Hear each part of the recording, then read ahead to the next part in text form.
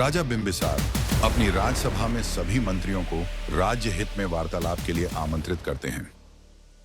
हमारे पड़ोसी राज्य कोसल और लिच्छवी के साथ मित्रता जरूरी है।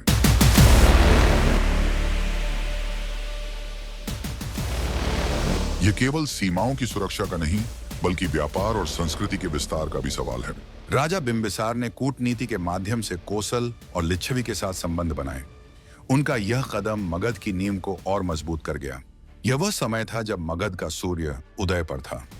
राजा बिंबिसार ने धर्म, न्याय और समृद्धि की नई मिसाल कायम की।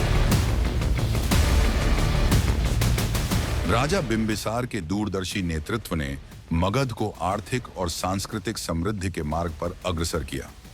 राजगृह अब व्यापार और सांस्कृतिक केंद्र बन चुका था। मगध के इस गौरवपूर्ण अध्याय की शुरुआत हो चुकी थी, पर यह तो केवल आरंभ था। मगध के इस समृद्ध राज्य में एक ऐसा ऐतिहासिक दिन आया जब स्वयं गौतम बुद्ध ने यहां कदम रखा।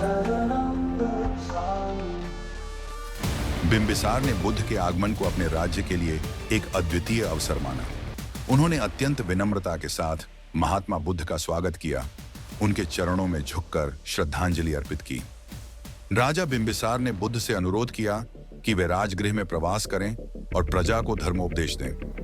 उन्होंने प्रजा के लिए एक विशाल सभा का आयोजन किया, जहां बुद्ध ने अहिंसा, करुणा और जीवन की सच्चाइयों पर अपने उपदेश दिए।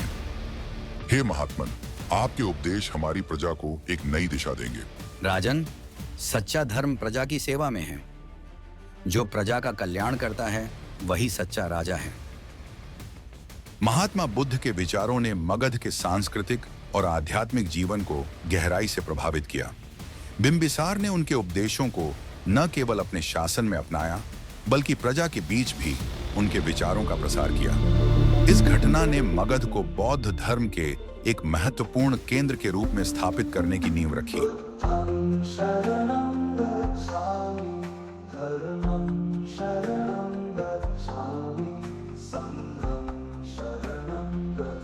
बिंबिसार ने गौतम बुद्ध के उपदेशों को न केवल सुना, बल्कि अपनाया भी। उनका शासन अब केवल शक्ति का नहीं, बल्कि धर्म और करुणा का भी प्रतीक बन चुका था।